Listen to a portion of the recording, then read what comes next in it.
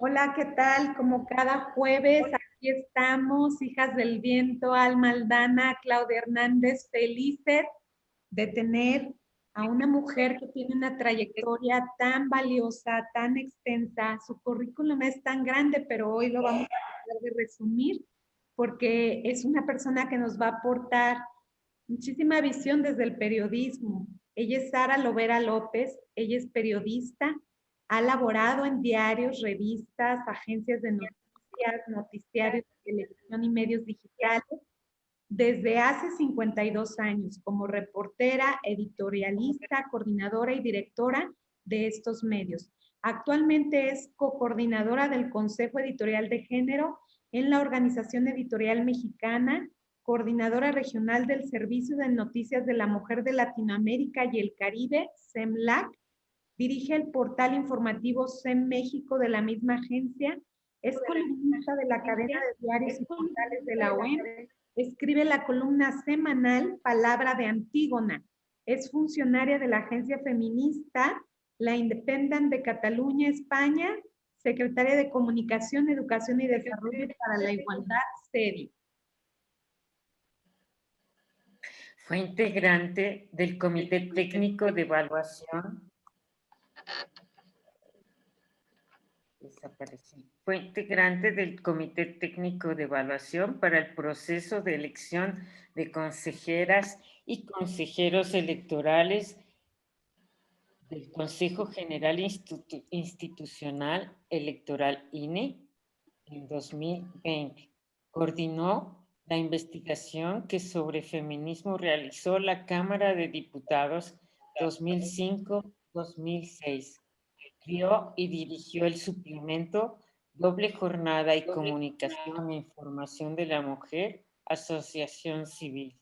Es docente en género y tiene amplia experiencia en organizaciones impartiendo talleres, seminarios, diplomados de género, educación, comunicación, estudio, periodismo, trabajo social, teoría de Estado y educación para adultos. Autora y coordinadora y editora de más de 20 publicaciones y creadora de más de 30 reconocimientos, acreedora de más de 30 reconocimientos y premios nacionales e internacionales. Recibió el Premio Nacional de Periodismo por Trayectoria en 2015 y ha sido observadora de todos los movimientos sociales y de la mujer en este país y en el mundo. Sara, gracias por estar con nosotros. Muchas gracias, mujeres, a ustedes. Gracias, Sara. Sara, ¿quién es Sara Lovera? Perdón, Claudia. Te comentaba, Sara, que te agradecemos muchísimo tu valiosa presencia aquí. Realmente, pues todo lo que has desarrollado desde el periodismo ha sido testiga, como bien lo decía Alma, de muchos eventos que han marcado diferencias. Entonces, pues nos gustaría un poquito conocer cómo fue que incursionaste en el periodismo. Platícanos un poco de ti, de tu historia en este sentido. Bueno, yo llegué al periodismo muy joven. Quizá adolescente decidí que iba a ser periodista por una circunstancia particular. Yo vivía donde vivía el director de Escuela de Periodismo, Carlos Septién, y me impresionó mucho su biblioteca. Y ahí decidí que yo quería ser como el dueño de la biblioteca. Ya averigüé que era periodista. Entonces entré muy pronto a estudiar, tenía recién cumplido los 15 años. Y y digamos que fue como muy natural, no sé explicarte, pero era chismosa desde chiquita y me gustaba enterarme de lo que no me importa y preguntona y no tenía vergüenza de mí misma, etcétera. Entonces eso ayudó y empecé a trabajar, a pesar de que, como nos pasaba a las mujeres en esa época, mi mamá y mi papá dijeron que el periodismo no era una profesión femenina, era una cosa extraña. Entonces, no me obligaron, pero me sugirieron estudiar una carrera capaz primero de ser corta y segundo, que me diera para vivir, porque igual me iba a casar, ellos esperaban, y iba a ser que alguien mantuviera, pero bueno, yo acepté y estudié trabajo social al mismo tiempo que estaba estudiando periodismo, una en la mañana y otra en la tarde. Y eso fue un poco lo que pasó. Desde luego, yo sabía que iba a ser periodista nada más, y es lo único que he sido. Por chismosa. Por chismosa. Oye, Sara, todas te recordamos con mucho gusto porque eres quien ha visto la historia de las mujeres, las luchas y los cambios. Entonces, has sido una observadora de la historia muy importante. Dime, ¿qué otra cosa le gusta hacer a Sara Lovera, además de chismosa y periodista en la escuela Carlos Septiembre? Bueno, eso es fundamentalmente, aunque soy un poco aficionada, y en ese sentido no te digo, pero sí tengo idea de lo que ha pasado con lo que yo llamo la tarea, la búsqueda de las mexicanas por tener sus derechos, por participar. Entonces soy aficionada desde muy joven también. Lo que pasó es que en el periódico a donde yo llegué, conocí rápidamente a una periodista que ya escribía en el periódico El Día en 1968, una columna que se llamaba Ellas y la Vida.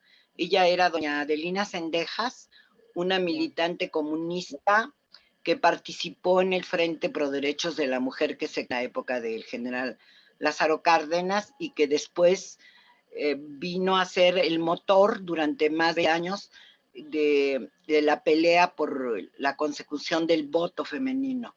Y entonces Adelina fue la que me introdujo a la historia de las mujeres. Adelina se resistía a llamarse feminista en esa época.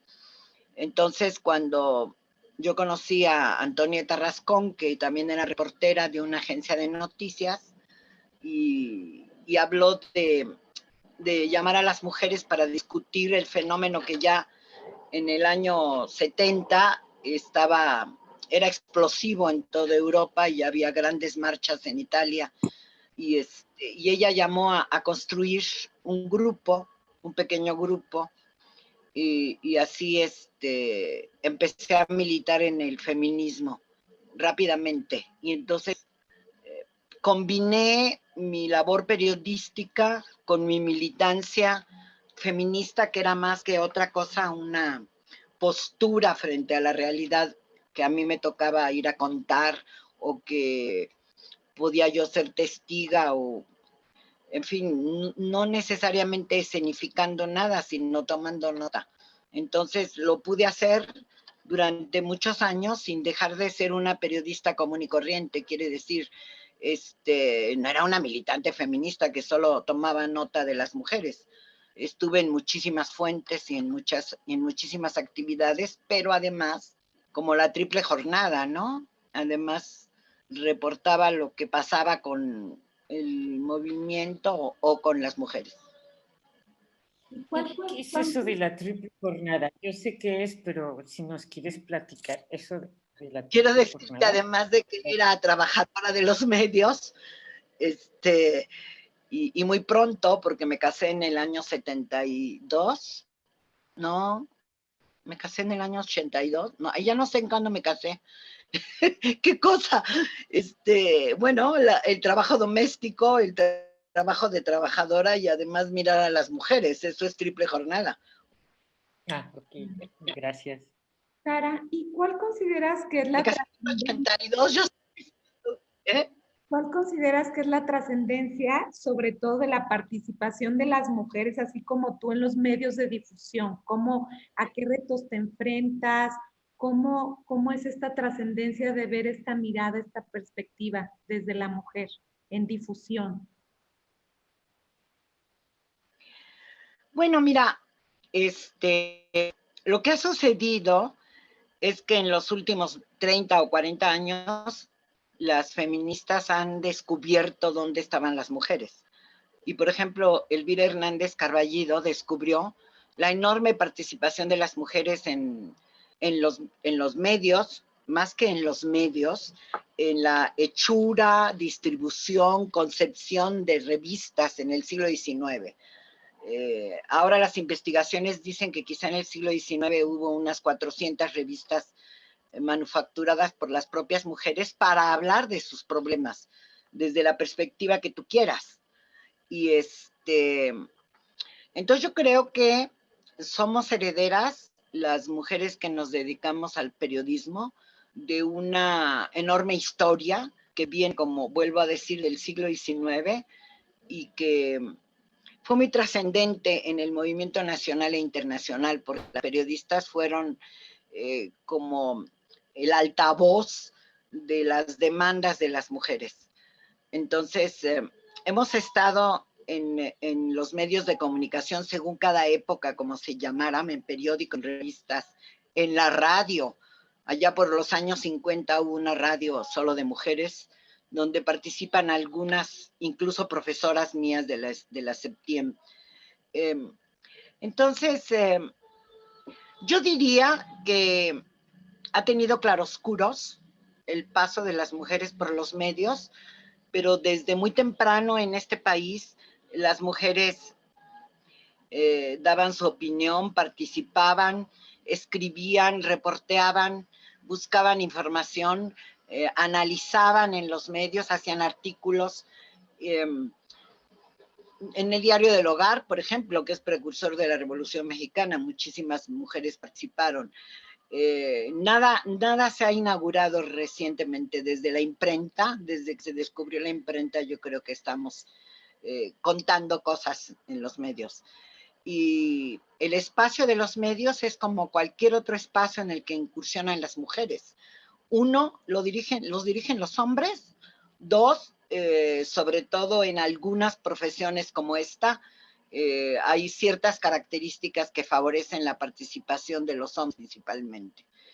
Entonces, bueno, son espacios, como decía, donde se desarrollan muchas mujeres con un alto nivel de discriminación, a veces de maltrato, de falta de oportunidades o de la necesidad de pelear mucho por las oportunidades. Pero si yo te dijera que en los años 50, una periodista fantástica que era especialista en asuntos de turismo, fue quizá de lo que yo he buscado una de las primeras que relata cómo es la violencia contra las mujeres, casi con las mismas situaciones, descripciones y lenguaje lo hacemos ahora. Así que esta es como la historia de las mexicanas, ¿no? Súper. Mencionaste la primera estación de radio que tenía una voz de las mujeres. ¿Cuál era esta? Se llamaba, era de la XCW. Ah, ok. Sí. Como en los años 60, y se llamaba Radio Mujeres. Realmente wow. Isabel Barranco hizo su tesis sobre, ella la descubre. Isabel Barranco, súper, ok. Gracias. Sara. Un poquito dándole continuidad a interesante. Que comentaba Sara.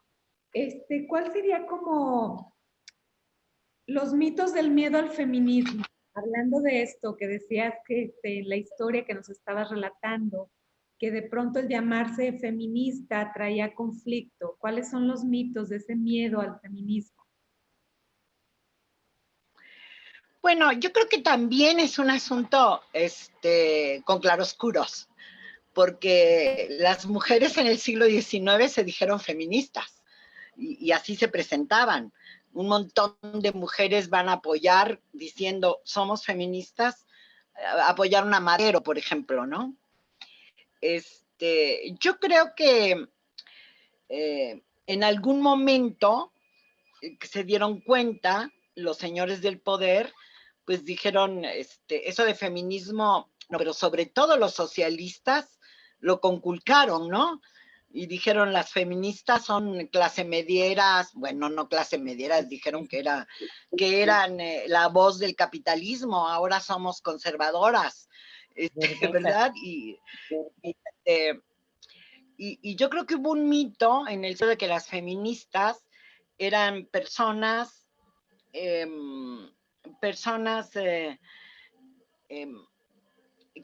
querían a los hombres primero, segundo que no querían ser madres, que odiaban la maternidad, tercero que odiaban la belleza de las mujeres, esa que inventaron los hombres, que tiene que tener ciertas características, como tu bello cabello, mi querida Claudia, o cosas de esas, ¿no?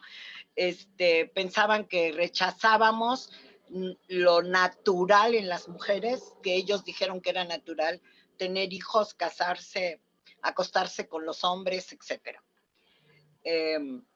Yo creo que fue muy fomentado, pero desde la época, ustedes se acordarán, un poco antes de la Edad Media, que se crearon todas las ideas de que teníamos el cerebro más pequeño que los hombres y que estábamos hechas solamente para las tareas domésticas. En México, los liberales, justo los liberales, yo diría ahí que sí se espejea el señor presidente de la República, porque justo los liberales, en respuesta a esta enorme cantidad de revistas de las mujeres, donde el principal reclamo era, entre otros, el divorcio y el ingreso a la escuela, ellos inventaron a la reina del hogar, ¿no? Imagínate Guillermo Prieto escribiendo que las mujeres estaban hechas para tener un montón de cosas adentro de su casa y disfrutar mucho de sus hijos y de ser bellas, hermosas y floreros dentro de casa, etc. Entonces, esos mitos se han reproducido, tanto que todavía en 2021 o 2020 el presidente de la República dice que son ideas extranjerizantes, ¿no? Imagínate, el mito es de las feministas, pues son seres extraños, ¿no? Entonces, eso generó también desconocimiento y miedo en las mujeres, por supuesto, ¿no? Discutíamos en los años 70 si sería bueno salir a las calles diciendo una serie de cosas, porque finalmente no íbamos a tener escucha entre las mujeres. Entonces, eso es un mito.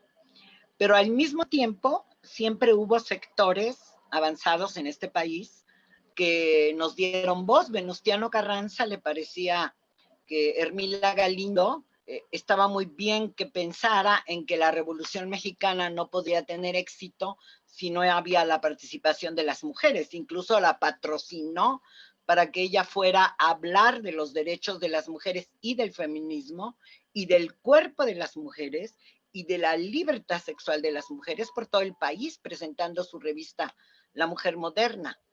Y Hermila aceptó. Hermila fue una promotora del constitucionalismo mexicano. Así es, y desde las primeras sufragistas en Europa y luego en México y así, ¿no? Y el feminismo surgió en Tabasco y Chiapas, ¿verdad? Con un pensamiento socialista, no de Estados Unidos, sino después de la revolución. Gracias, Sara. Claro que sí, casi en México, igual que en todo el mundo, con la época de la Ilustración, casi al mismo tiempo. Casi al mismo tiempo, sí. Pero no fue traído de Estados Unidos con ese pensamiento, sino fue de otra manera con la Ilustración. Así es. Muy bien.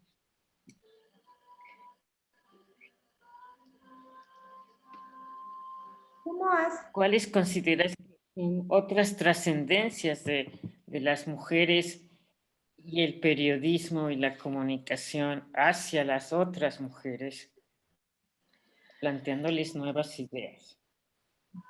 Sí, yo creo que la discusión sobre ir a la escuela fue muy importante y luego el constitucionalismo, pero más tarde, por ejemplo, también hay testigos hay datos, hay documentos que indican que las mujeres en aquellos periódicos ya con la revolución en marcha y casi terminada, escribieron muy pronto una página, imagínate, en el periódico El Nacional o en el Universal, o hay una revista desde el año 58 de Chelina que se llamaba La Mujer. Es decir, repito que estuvimos siempre, pero su trascendencia más importante ha sido difundir las ideas feministas. Yo creo que no siendo periodismo estrictamente, la revista FEM, que era una revista militante, fue un medio para la difusión muy trascendente por ahí hacia finales de los años 70. Pero lo más importante es que hubo un trabajo inductivo que se hizo durante más de 5 años para que las periodistas que empezaban a ingresar de manera masiva, prácticamente desde finales o mediados del año 75, al lugar del periodismo moderno, como reporteras, como buscadoras de información, y muchísimas mujeres en todo el país fueron instruidas de cómo se comía, cómo se mascaba, de qué se trataba el feminismo por un lado y qué cosa eran los derechos de la mujer. Yo pienso que en México hay como 2 grandes rutas, las que buscan los derechos de la mujer y las mujeres feministas que piden la libertad de las mujeres y su reconocimiento como seres humanos completos y libres sobre todo. Entonces, en esas 2 rutas, yo creo que se iniciaron un par de generaciones de periodistas que pienso que como consecuencia de ello, hay algunas muy buenas periodistas en este momento. En este momento, los medios de comunicación, con algunos hombres también, tanto en niveles de dirección como de acción, como trabajadores de los medios, yo creo que en los últimos 5 o 6 años ha habido un cambio trascendente. Hay mucho más espacios, hay muchas más posturas de algunas mujeres. Hoy me enteré que Lourdes Mendoza, que es una columnista, pertenece a 50+1, que es una organización de mujeres que de pronto anda por ahí en la vida de la promoción de las mujeres en política. Pero me extrañó porque siempre que la leo no podía identificarla con lenguaje feminista, ¿no?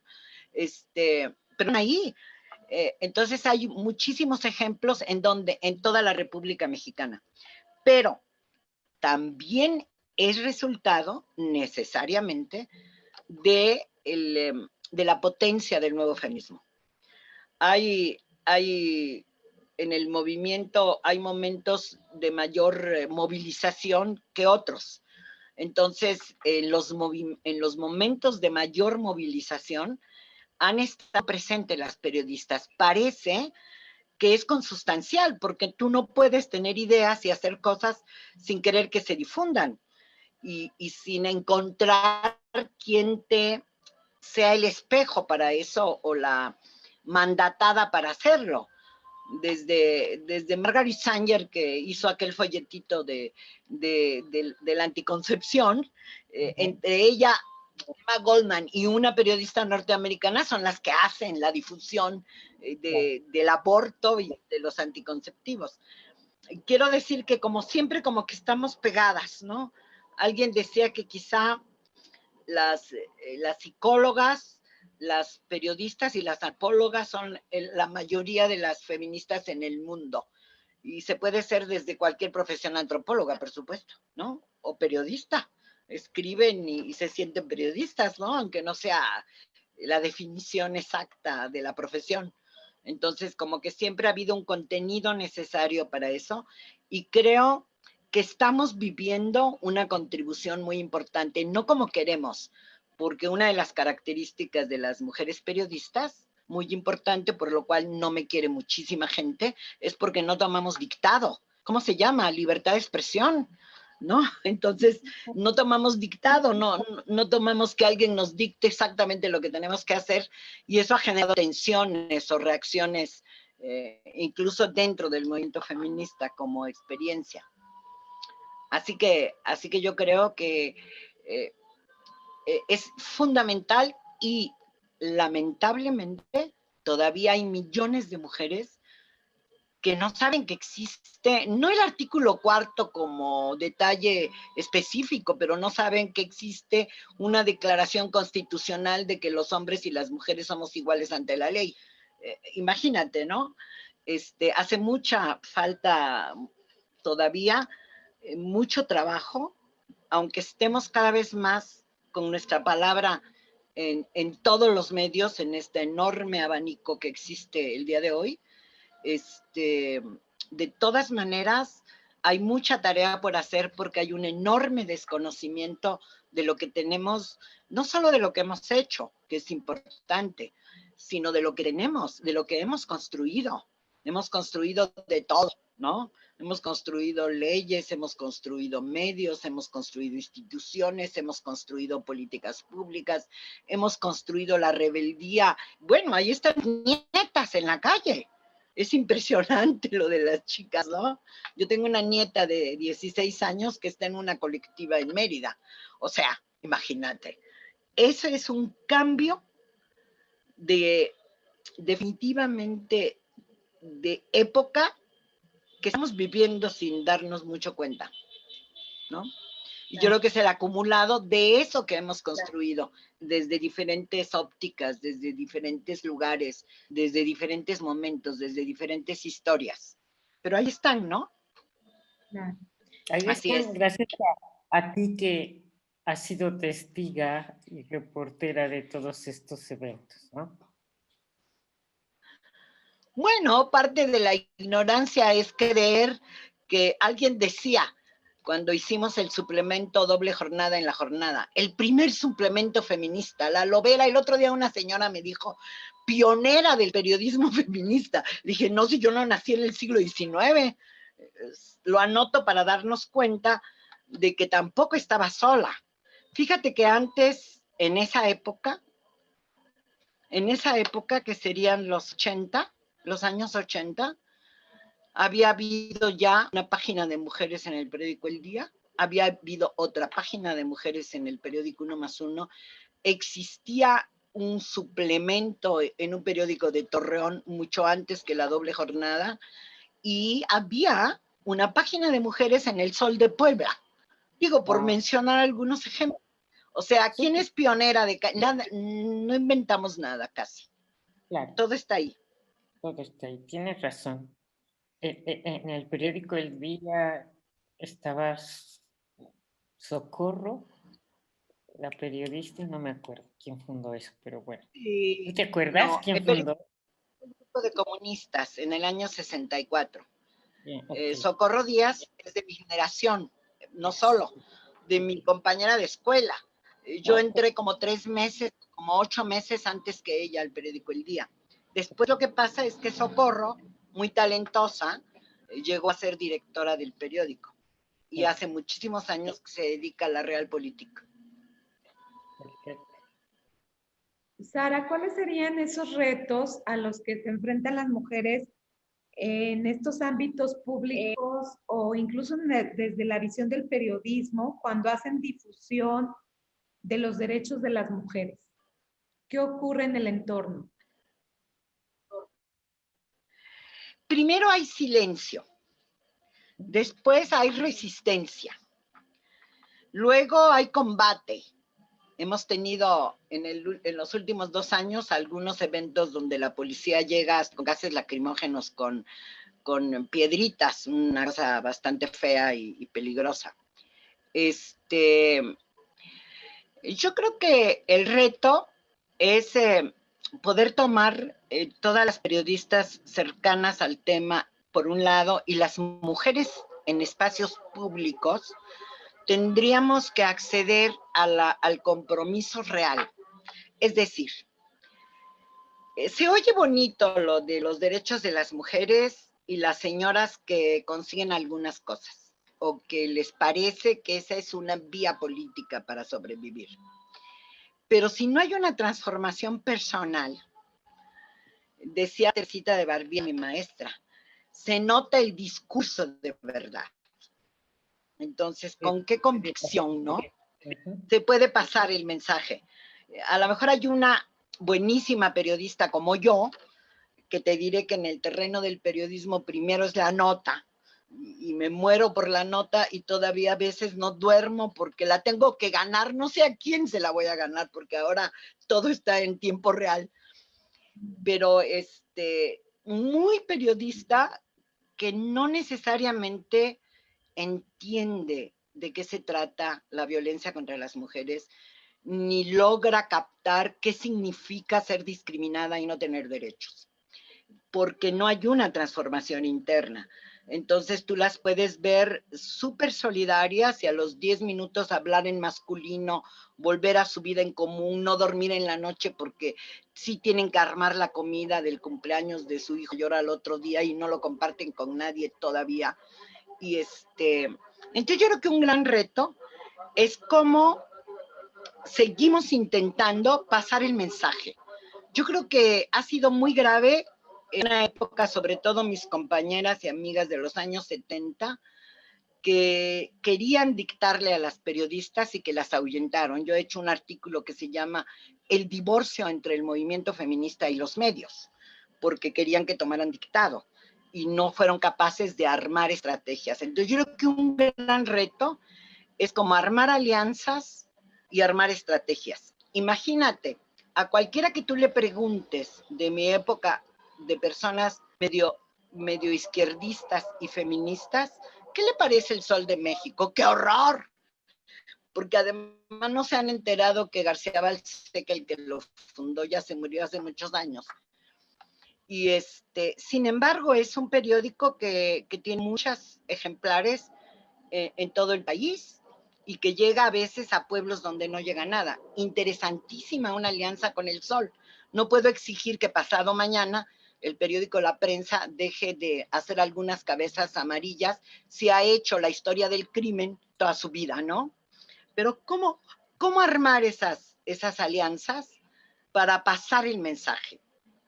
¿Y cuál es el mensaje que tenemos que pasar? Hay una anécdota interesante al respecto de esta incapacidad que hemos tenido para ganarnos a los medios, no entrar a ellos. Yo quiero que me publique un artículo, señor, en Guanajuato, porque yo quiero decir mi verdad, y además me voy a firmar, Sara Loera, feminista, les digo a ustedes cuáles son los derechos reproductivos de las mujeres. No, lo que quiero son periodistas que cuenten qué le pasa a las mujeres y que pasen el mensaje a las mujeres de que son seres humanos. Entonces hay una anécdota. Hace 3 o 4 años en Naciones Unidas se lanzó una iniciativa para hacer alianzas con grandes medios. Entonces la señora de Canal 13 o de la televisión Azteca X, que mandaron a una reunión a Naciones Unidas de estas, de Beijing +5, +10, +15, +20, +25, lanza la iniciativa la señora de ONU Mujeres y firma el Canal 40. Acto seguido, en Nueva York, las feministas mexicanas hicieron una marcha en contra, porque hay estereotipos en televisión azteca. Supongo que hay estereotipos, ¿de acuerdo? Pero justo era el comienzo de algo interesante y lo que hubo un rechazo. Yo les diría que se perdió la oportunidad para que en aquel momento la propia presidente del Instituto Nacional de las Mujeres u otras funcionarias o diputadas feministas, etcétera, fueran a ver todas juntas el de Canal 40 y le hubieran dicho, lo que necesitamos es media hora todos los días. Y luego ya te vamos diciendo cuáles son los programas horribles que tienes que podrías cambiarlo. Y te vamos a escribir una telenovela fantástica con el mismo sentido de la telenovela, pero que enseña a las mujeres que son seres humanos. Por ejemplo, nunca hemos hecho eso, ¿verdad? Nunca lo hemos hecho, porque además lo queremos hacer en nuestra ONG con nuestras palabras y la verdad, yo creo que ninguna mexicana entiende qué es eso de violencia política contra las mujeres en razón de género. Mira nada más la frase, es larguísima, ¿no? Y yo creo que el 80% de las mujeres lectoras comunes y corrientes no entienden. ¿no? Y no es con las palabras que las vamos a transformar, sino con otras cosas, pienso. Entonces yo siempre he escrito, hay una mujer que me dijo, es que escribes como los hombres. Sí, de acuerdo, yo escribo como los hombres. ¿Cuál es el problema? No es cierto que escribo como los hombres, para nada. Pero hay reglas en el periodismo, elementales, es decir, cómo es una noticia, qué, quién, cómo, cuándo, dónde y por qué. Bueno, esas son reglas que hay que cumplir y es el contenido el que puede tener otro sentido. Y también después puedes ir cambiando el sentido. Y también después puedes incorporar claramente y de manera sistemática el lenguaje no sexista, de modo que se vaya acostumbrando quien lee, quien corrige. Pero de pronto cuando pontificas que debía de ser X, ahí perdiste. Entonces yo creo que yo creo que se perdieron como 20 años de oportunidades en relación al movimiento feminista y los medios. Se pudieron perder en otros espacios, pero esa y luego la tendencia de lo que yo llamo el uso instrumental. Ya saben, ¿no? Las que siempre quieren que las entrevisten, las que siempre quieren salir en la foto, las que le contestan a cualquier persona en cualquier radio para decir sus cosas y naturalmente esas mujeres son las que más se ven, porque los medios lo que quieren es tener personas que les expliquen en castellano de qué están hablando y algunas son muy buenas, por cierto, incluso de aquellas que les encanta la farándula.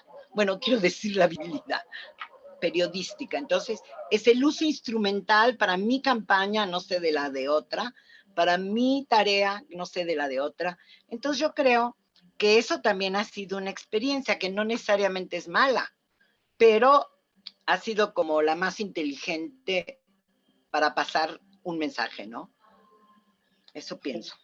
Gracias, Sara. ¿A qué retos como te has enfrentado al hacer difusión de los derechos de las mujeres como periodista? ¿A qué retos y qué has sufrido tú, entre comillas, sufrido de sexismos, misoginias, para dejarte escribir tal como tú lo haces ahora y hace muchos años también? Gracias, Sara. Yo creo que el principal reto que yo seguiría manteniendo es poder escribir o poder hablar como en la radio, o poder preguntar como se hace en la televisión, o poder sintetizar en un pequeño mensaje en el Twitter o en el Facebook. El principal reto es ser capaz de pasar el mensaje, de decir las cosas. Creo que ha sido un reto desde el comienzo. Por escribir o por reportear o por contar las cosas de las mujeres, nunca he tenido una censura, ni una molestia. La he tenido como mujer, como si fuera cualquier otra mujer ingeniera en mi espacio donde hay un misógino que está tratando de sobajarte o de abusar de ti, o alguna vez me enfrenté a un hostigador o a un acosador en un diario, y y he tenido y tuve un gravísimo problema en la jornada cuando denunciamos a un jefe que hostigaba a las compañeras que iban a pedir trabajo para uno de los niveles más abajo del trabajo periodístico, que son las y los auxiliares de redacción, que son personas que se van como a entrenar para ser periodistas, llegan muy jovencitas, a veces todavía en la escuela, y había un tipo acosador. Y entonces me enfrenté a la realidad de mirar al periódico más democrático y avanzado de este país que se pensaba en aquellos años, dividido en dos, a favor y en contra del individuo. Y como sucede ahora en Guerrero, a un grupo de mujeres defendiéndolo, ¿no? Como sucede, empezando por la subdirectora, entonces directora general ahora del periódico La Jornada.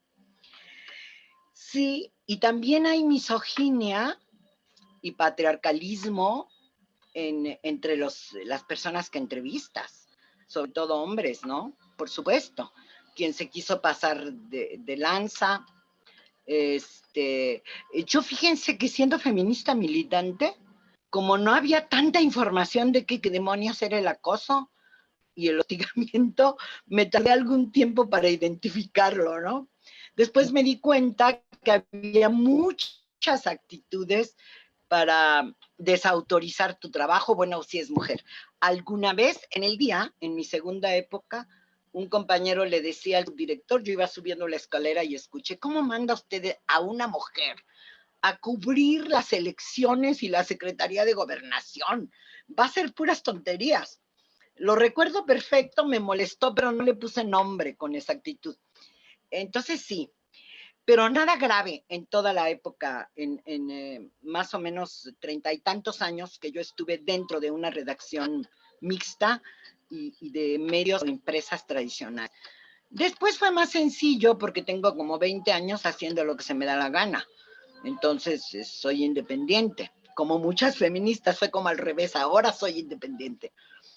Entonces, y sin embargo, sí existen, si quiero decirlo, muchísimas historias de la misoginia, el hostigamiento y el acoso en las redacciones de los medios de comunicación, desde que se hicieron industriales cuando nació el Universal y Excelsior hasta la fecha. Por supuesto que sí. Ahora tenemos muchísimos ejemplos y afortunadamente muchísimas denuncias, ¿no? Incluso ese ejemplo de eso, aquella obra de teatro que hizo Sabina Berman, justo, cuyo contenido es, ella podía ser la directora y todo lo que desencadena esa posibilidad con sus compañeros de trabajo y con el propio director de aquel medio, donde lo escenifica Sabina. Que es igual que si quieres ser científica, ¿no? Es decir, en los periódicos todavía hay porcentualmente menos mujeres directoras que hombres. Todavía hay un porcentaje pequeño. No tan pequeño, porque también otra vez nos manejamos con supuestos y con mitos. Las mujeres, los psiques en este país, llenos de dinero en ranchos, comunidades, poblaciones, ciudades, que acumularon empresas, entre otras compraron medios de comunicación, los heredaron a sus hijas. Hay muchísimas directoras desde hace 20 años o 30 en periódicos locales, directoras de redacción, tomadoras de decisiones en la televisión pública y privada en algunos espacios. Es decir, pero todavía porcentualmente en la mayoría de los medios los hombres dirigen, ¿no? Por supuesto. Eso sería como ese proceso permanente de que estamos en la retaguardia, esperando sistemáticamente, ¿no? Por supuesto. Pero hace mucho tiempo no se han dado cuenta. Nosotras decíamos al principio de esta historia, cuando promovíamos las redes de periodistas, estamos invisibles y las mujeres no tienen ninguna oportunidad. Ya se terminaron los noticieros solo de hombres. ¿Ya se dieron cuenta? Primero empezaron con las parejas, pero luego ahora hay algunas señoras que son dueñas de su noticiero en nacional y en los estados de la República, si lo piensan. Sigue habiendo, todavía viven, están tan viejos como yo y no se han muerto, muchos de esos que tienen programas históricos en los estados de la República.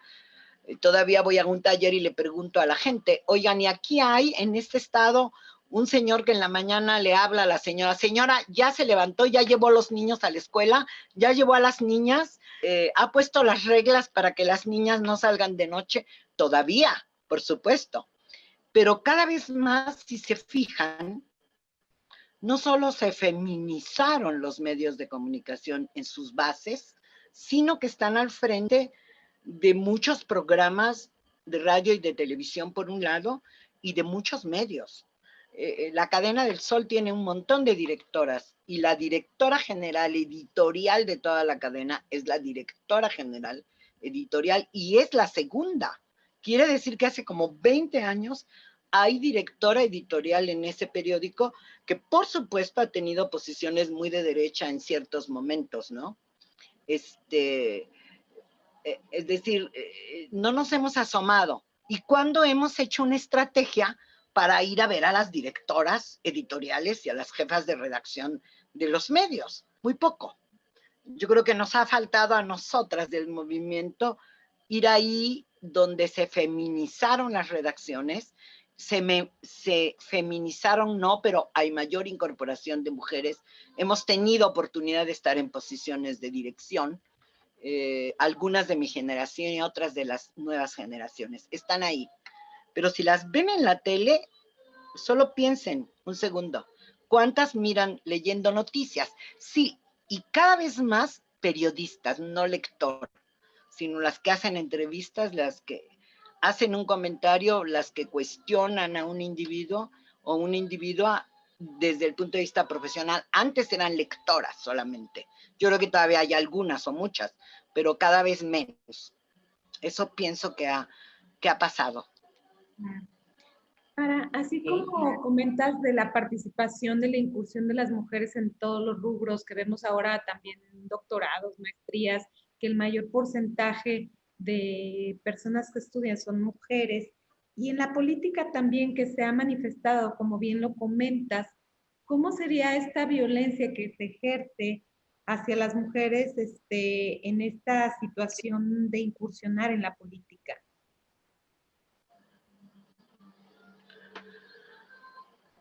Bueno, por primera vez en la historia tenemos prácticamente el 50% del Congreso de mujeres, ¿no? Por las reformas del 2014 de la paridad electoral. Todas tienen una historia que contar.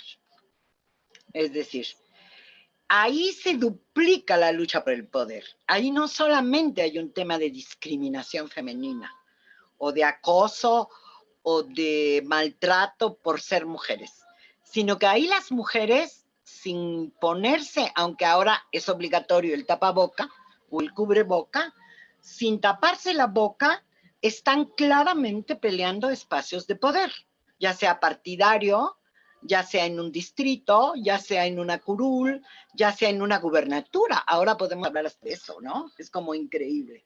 Entonces, ahí se multiplica. La política es un espacio muy violento porque es un ring de lucha por el poder, todo entero para hombres y para mujeres, a donde se pierde cualquier capacidad de tolerancia, de decencia. Bueno, lo estamos viendo. Estamos viendo cómo se puede pensar que puede haber un gobernador violador claramente conocido, no porque no haya habido otros o que no fueron denunciados, sino cómo puede tenerse esta actitud contra el mundo, ¿no? Es decir, todavía funciona. Tan violento. Y entonces las mujeres ahí sufren muchísimo. Sufren muchísimo, pero yo lo puedo... tú haces muy bien en insistir, Claudia, porque si hay dos exposiciones muy públicas de las mujeres en el terreno político y social de la vida cotidiana, son las políticas y las periodistas, ¿no? A las que pueden desmentir o que están expuestas, firman sus notas, hablan en público, preguntan, y las políticas están ejerciendo el poder. En ese espacio de pelea por el poder, no solo se multiplica la posibilidad de la violencia, sino que puede llegar a extremos. En 2018 fueron asesinadas muchas de las candidatas, 18. Y ahora llevamos en el proceso electoral nuevo, cuando menos 4, que yo recuerde, 2 en Veracruz, 1 en Oaxaca y por ahí alguna otra. Están expuestas a algo que es violencia en la política, que se multiplica cuando eres mujer porque se pueden usar otros mecanismos. La compañera que podría ganar las elecciones, dicen los encuestadores en Chihuahua, ya han visto, ¿no? Es si la tienen sometida a un examen. Es probable porque las mujeres en política están en el riesgo de actuar como los hombres y también de ser corruptas o de malas gobernantes o malas políticas. Pero la manera como lo han puesto en evidencia, tanto los partidos opositores y su lenguaje y su actitud, como los medios de comunicación que lo reproducen. Una de las fallas que aún tenemos es que hay un gran espacio donde todavía reproducen sin cuestionar. Eso también es una tarea pendiente, un reto que resolver, ¿no? Porque dicen, bueno, así lo dijo, ¿no? Es decir, ahora en la tarde llegó y dijo, yo voy a parar a todo el estado, todas las elecciones y voy a tumbar el INE si me quitan la candidatura, ¿no? Y entonces yo lo siento como propaganda y dicen, bueno, es que así lo dijo, pero no le cuestionaron. Oiga, ¿y no le da vergüenza que lo estén acusando de violador? Y nadie le pregunta directamente, o algunas gentes sí, cada vez más, ¿no? Azucena Uriesti te lo preguntó en Milenio, y estaba ahí haciendo su show de dormir afuera del INE y le dijo, oiga, ¿y qué dice usted de que, bueno, eso de que no demostró cuánto gastó es una cosa, pero imagínese, está usted acusado de violador? Y entonces lo que contesta, ya saben, ¿no? Es es propaganda en contra, son los enemigos, etcétera, ¿no? No me acuerdo, dijo alguna frase ahí. Así es. Entonces, sí, creo que las mujeres en la política, yo quisiera decir un poco más, quizá Por favor. para que nos van a hacer el favor de oírnos. Ese es el terreno del poder. Quiere decir que el más claramente masculino, sin posibilidades cercanas a que se renuncie a cómo se pelea el poder. Lo hemos visto reproducido a veces en nuestros grupos o en otros espacios nosotras. Muy parecido a lo que pueden ser los sindicatos, por cierto. Son arenas de lucha por el poder. Entonces son muy valientes, por un lado, las mujeres que están ahí tienen que tener la sangre muy fría para aguantar. Yo me pregunto cómo ha aguantado 50 años en la política Beatriz Paredes, por ejemplo, ¿no? Imagínate, con tanta cosa en el país, ¿no? ¿Qué pensará en sus noches nocturnas Margarita Zavala, ¿no? Y sin embargo también desde muy joven ha querido ser representante política y ha sido diputada y militante. Entonces, están en el espacio de poder máximo, imagínense, y dice Marcela Lagarde, se tienen que volver bilingües. Tienen que hablar el lenguaje de los hombres y el lenguaje de las mujeres. Porque es verdad que gracias a que han venido, quizá desde los últimos 25 años, mucho más mujeres al Congreso, hemos tenido este cambio legislativo tan importante, ¿no? Desde finales del siglo pasado. O sea que hace como 30 años, que en 96 fueron las cuotas, pero antes ya había algún pequeño grupo. Me acuerdo que las senadoras, sin paridad, sin cuota de representación, había 10 senadoras. Por allá, yo creo que fue como en el 77. Y son las 10 senadoras las que proponen la primera iniciativa para enfrentar, disminuir, reconocer la violencia contra las mujeres. Con la frase célebre al principio de la ley que era, ahora está de moda en todos los hashtags, yo sí le creo, en cómo hacer creíble la palabra de las mujeres, sí me violó, ¿no? Entonces, ha sido muy importante que las mujeres hayan llegado al Congreso. Sin ellas quizá no hubiéramos caminado tan rápido. Y luego las funcionarias, ¿no? También las que crecieron y se desarrollaron alrededor de las instituciones de mujeres, de los institutos de las mujeres. Algunas cosas que todo empujado, por supuesto, por las feministas ahí en la calle, nosotras gritando. Ahora rompen cristales, pero nosotras medio gritábamos, ¿no? No sé si te contesté, Claudia. Yo creo que increíble. Por tiempo, Sara, querida, dime, por tiempo nada más, dime, ¿por qué? ¿En qué consistió la elección del nombre de la palabra Antígona para tu columna que escribes semanalmente? ¿Y qué le quieres decir a nuestra audiencia? Bueno, el mito de Antígona, ¿verdad? Tragedias griegas, no sé si es griega la tragedia, sí, pues Antígona se le opone al rey, pero era el rey y era su padre, y era por los derechos humanos de su hermano. Son como tres cosas que se me cruzaron, ¿no? Gracias a una filósofa, ahora te digo a María Zambrano, que explica desde el punto de vista filosófico este que podría ser un símbolo, ¿no? Entonces Antígona es justo el símbolo de la desobediente y de la que no le tiene miedo ni al rey que está en el palacio virreinal, ni a su padre, ni a ningún otro hombre. Tal vez. Okay. Eso quiero decir. Gracias. Gracias, querida Sara. ¿Con qué quieres cerrar para la audiencia? ¿Con qué frase?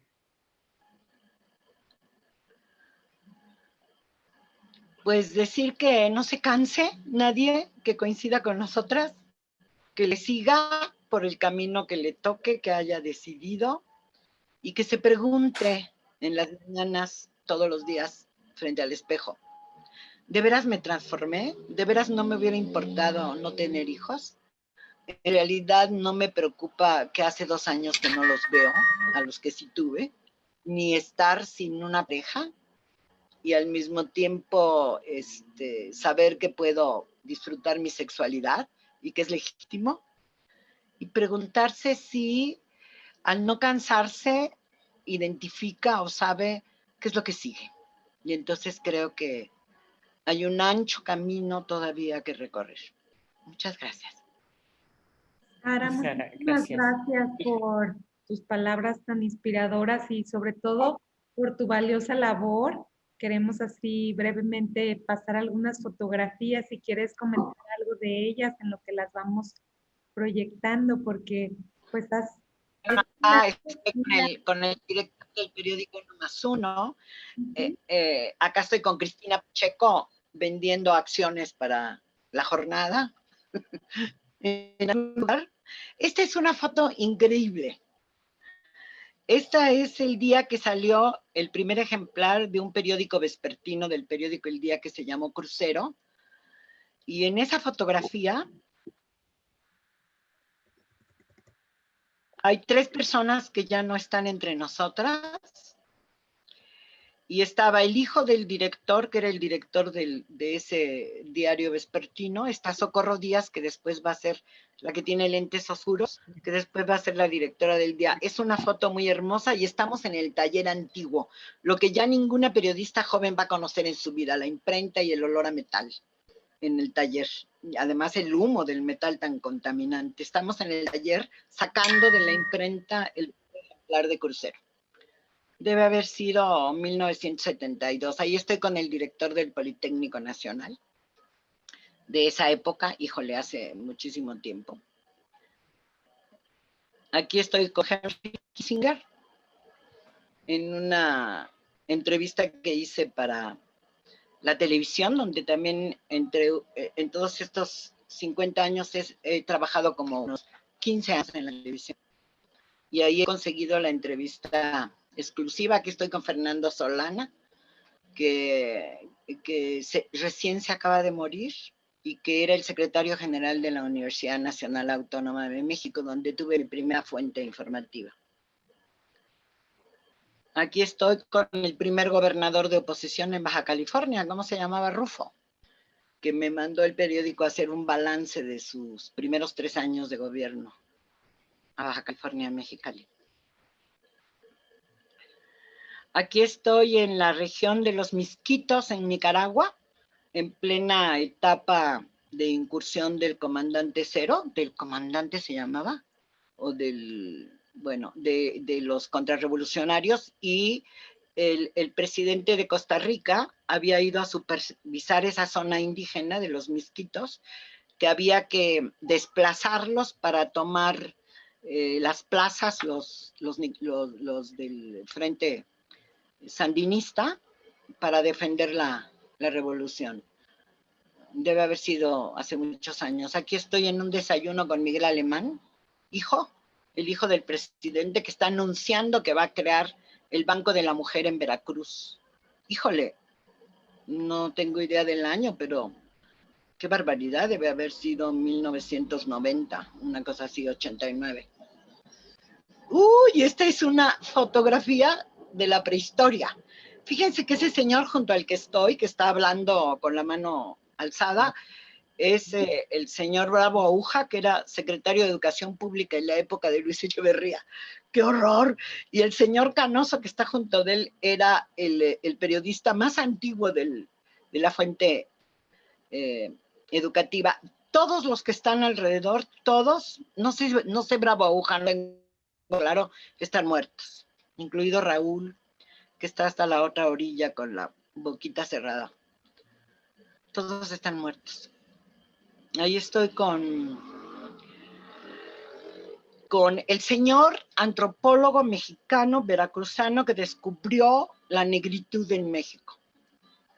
¿Cómo se llamaba? Ahora se me olvidó. Fíjense qué horror que se me olvida. Y en la mesa está una grabadora que parece una bolsa. De esas eran las grabadoras, ¿eh? Eso debe haber sido en el año 71 o 72. ¡Qué horror! El señor se llama... ¡Uy, qué horror! No me acuerdo. No. En la Secretaría de Educación Pública. Ahí estoy en un periódico que hacían puras mujeres, fíjense, en Mocorito, Sinaloa.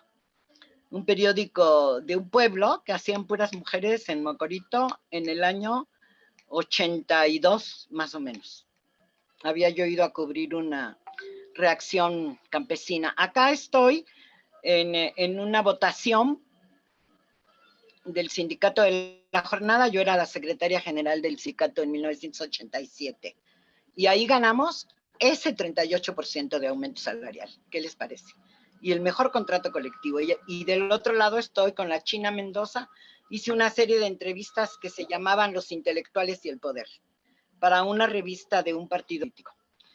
Aquí estoy con uno de los generales de la Revolución Sandinista, en esos mismos días de la otra foto. Este señor que escribió la biografía de Carlos Salinas de Gortari, qué horror. ¿Cómo se llamaba? ¿Se hay que acordar? No se acuerda nadie, qué horror. Nadie me dice, ni me ponen un chat diciéndome, mis amigas, si estuvieran oyéndome. Nadie. En fin, aquí estoy con el honorable histórico del Velázquez. 50 años. Nada más, cubrí 10 años el sector obrero. Lo traté muchísimo. Las conferencias que daba eran los lunes. No días, no todos los días. Era solo los lunes. Daba una conferencia de prensa. Aquí estoy con una de las dirigentes de las viudas de los mineros. Ella está en medio de las dos. De una terrible explosión que hubo en Barrotelán en 1963. Estaban ya para esa época, muchísimos años después, quizá 15, 20 o 25 años después, estaban organizadas. Esta mujer había enviudado, como la ven, es bastante joven, demasiado joven. Y la otra, la de los lentes oscuros, que también ya se murió, mi amiga Sandra Arenal, que escribió la historia de la explosión en Barroterán, en un librito sensacional. Aquí estoy cerca de Mocorito, esa misma noche después de ir al periódico, de mujeres, con todas las mujeres recolectoras de tomate en Sinaloa, que hay muchísimas que migran del sur del país hacia Sinaloa. Aquí estoy con dos hijas de grandes tipos, la hija de Lombardo Toledano, Marcela, que fue una de las candidatas a la presidencia de la República, y del otro lado, en medio de las dos, está Guadalupe Rivera Marín, hija del pintor Diego Rivera. En una reunión de mujeres. Aquí estoy el día que nombraron a González Casanova rector de la universidad. ¿Qué les parece? 1970, en la UNAM. Me colé hasta su casa. Aquí estoy seguramente promoviendo que votaran por Amalia García en alguna de sus N campañas. Muy amiga mía, la exgobernadora de Zacatecas. Aquí estamos, ¿saben dónde estamos ahí? ¿Ya vieron que está Marcela Lagarde al fondo? Estamos en el 2005, en plena elaboración de la... Y está Teresita de Barbieri, solo que se ve muy blanca. Sí, sobre la mesa, Y nuestra Andrea Teresita. Medina también, Andrea Medina, chiquitita, 2005, Sí. hace 16 años, alegando lo de la investigación que dio lugar a la ley de acceso de las mujeres a una vida sin violencia. Marcela es la diputada que la impulsa y yo estaba encargada era la coordinadora de la investigación, coordinadora logística si quieren, pero era como una mesa de redacción que yo molestaba a todas las investigadoras que deberían entregar su material a tiempo. Eso es en la Cámara de Diputados. Aquí estoy cuando CIMAC, una organización que yo fundé y que dirigí 15 años, es donde hacíamos los talleres para periodistas. Estoy con Ricardo Rocha en el año 2000, que tenía 5 años la Red Nacional de Periodistas, y que hicimos una reunión supra, buenísima. Vinieron más de 100 periodistas de todo el país, mayoría mujeres. Eso fue en el Club de Periodistas. Pues aquí es el año 2000, no me acuerdo qué reconocimiento era, pero yo creo que a todas nos dieron, excepto Lupita Gómez Maganda, que está en la orilla, como la estoy viendo de frente en el último lugar del lado derecho, está Lupita Gómez Maganda, que es una política priista, pero luego está Irma Fuentes, Lolita, la de Televisa, ya ven, está esta otra muchacha también de Televisa, la que, se me olvida su nombre, pero es la que siempre le toca las mañanitas de la Virgen de Guadalupe, y Patti Berumen, que en paz descanse, es la única que de ese grupo se ha muerto. Pues muchísimas gracias. Muchas gracias. Gracias, sabemos que recibiste un premio de periodismo por tu trayectoria y queremos, las hijas del viento, Alma Aldana y yo, honrarte por esta bella labor de toda tu historia, de todos los pasos que has dado para que los derechos de las mujeres se visibilicen de muchas formas. Entonces, muchas gracias, Sara, por toda tu labor. De verdad que estamos muy... Gracias a ustedes. Honor a quien honor merece por su trabajo, y este espacio es para reconocerte como a otras mujeres que hemos reconocido. Aquí están Selma González Cerratos, Ana María Delgado, presidenta de FEMED, bueno, y muchos periodistas estoy viendo, conocidas, y sexólogas. Está varias personas. Julieta Lujambio, sí me sopló mi compañera Elda Montiel, la de la Virgen de Guadalupe, se llama Julieta Lujambio. Gracias, Elda. Ya te daremos las flores en presencia y haremos otra comidita por ahí. Gracias, Sara, gracias. No sé, lo pueden poner, se llama Gonzalo Aguirre Beltrán, el antropólogo que descubrió. Y está una serie en Canal 11 que están hablando de eso, de la negritud en México, pero se me fue el antropólogo. ¿Qué te parece si cerramos la grabación? Muchas gracias, queridas. Mucha vida para Hijas del Viento. Gracias, querida Sara. Cerramos la grabación por tiempo para poderla subir en Facebook y en YouTube, y leemos algunas preguntas. ¿Quieres?